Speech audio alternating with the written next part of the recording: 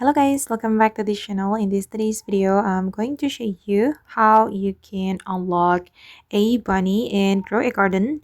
And then I'm going to explain to you what the bunny can do in the game. Okay, let's get into it guys. If you want to obtain a bunny, you need to wait for it to spawn around the map. And once it's spawned, you can immediately purchase it. And as you can see that it costs 20k shackles. And if you want to purchase, just click on the buy option and the path will be obtained. I've already purchased the bunny guys, and I'm going to show you the ability of bunny.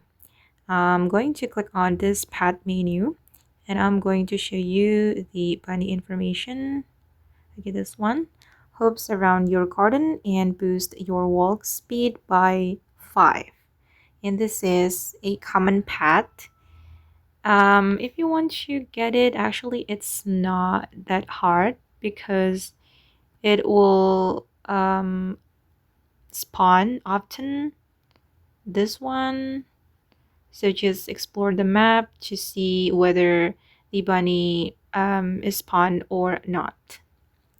Okay guys, and that's how you can obtain bunny and grow a garden too. I hope this video will be useful for you. Thank you so much for watching and bye.